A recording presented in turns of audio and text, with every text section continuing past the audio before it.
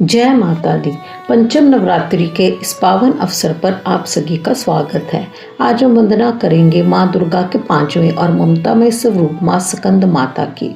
भगवान कार्तिकेय, जिन्हें स्कंद भी कहा जाता है, उनकी माता होने के कारण ही इनका नाम स्कंद माता पड़ा।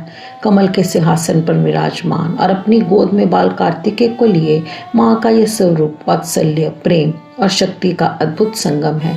आज की इस कथा में हम जानेंगे कैसे कि माँ की कृपा से एक मूर्ख व्यक्ति भी महापंडित कालिदास बन गया। पुरानी कथाओं के अनुसार जब तारकासुर नाम के दैत्य ने घोर तपस्या कर ब्रह्मा जी से वरदान प्राप्त किया कि उसकी मृत्यु केवल शिव पुत्र के हाथों ही होगी, तब देवताओं में हाहाकार मच गया। तारकासुर का अंत करने के लिए भगवान शिव और माता पार्वती के पुत्र स्कंद का जन्म हुआ। माँ पार्वती ने अपने पुत्र स्कंद को युद्ध के लिए तैयार करने के हेतु जिस ममतामयी और शक्तिशाली रूप को धारण किया, वही स्कंद माता कहलाया। माँ की 4 भुजाएं हैं, उनके 2 हाथों में कमल व पुष्प सुशोभित है। एक हाथ वर मुद्रा में है और एक हाथ से उन्होंने अपनी गोद में बैठे बाल स्कंद को सहारा दिया हुआ है। सिंह पर सवार होने के बावजूद माँ का मुखमंडल अत्यंत शांत और शुभ्र है। वह पद्मासना भी कहलाती हैं, क्योंकि वह कमल के फूल पर भी विराजमान रहती हैं। भक्तों, माँ स्कंद माता की पूजा करने से भक्त की समस्त आंतरिक शक्तियाँ जागृत होती हैं। माँ विशुद्ध चक्र की अधिष्ठात्री देवी है। इनकी कृपा से साधक के ज्ञान में वृद्धि होती है और घर में सुख संतान की प्राप्ति होती है। ऐसी मान्यता है कि महाकवि कालिदास पर माँ स्कंद माता की ही विशेष कृपा थी, जिसके कारण वह महान विद्वान बने। जो माँ अपने पुत्र स्कंद की रक्षा के लिए सदैव तत्पर रहती हैं, वह अपने भक्तों की रक्षा भी एक माता की भांति ही करती हैं। माँ को केले का भोग लगाना अत्यंत प्रिय है, इससे जातक का स्वास्थ्य उत्तम रहता है। भक्तों, माँ स्कंद माता का यह स्वरूप हमें सिखाता है कि शक्ति का असली उद्देश्य रक्षा और पालन करना है।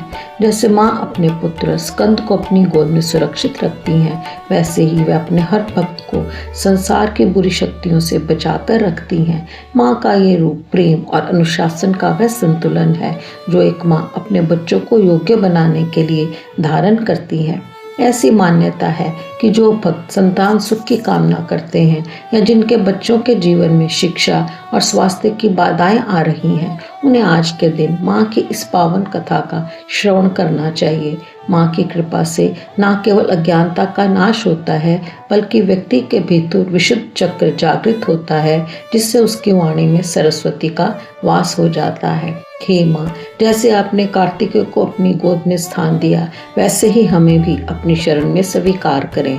हमारे भीतर के क्रोध और अहंकार को शांत करें, वात्सल्य और शांति का मार्ग दिखाएं।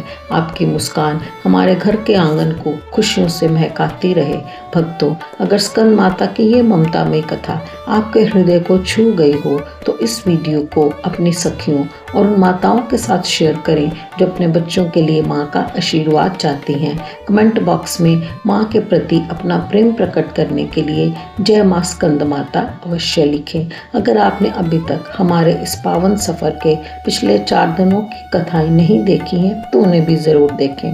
कल रात 9 बजे हम मिलेंगे माँ दुर्गा के उस स्वरूप के साथ जिन्होंने महिषासुर का वध करने के लिए कात्यायन ऋषि के यहाँ जन्म लिया, यानी षष्ठी नवरात्रि माँ कात्यायनी देवी के उस तेजस्वी और रुद्र स्वरूप की कथा सुनने के लिए तैयार रहें। तब तक माँ की ममता की छाया में सुरक्षित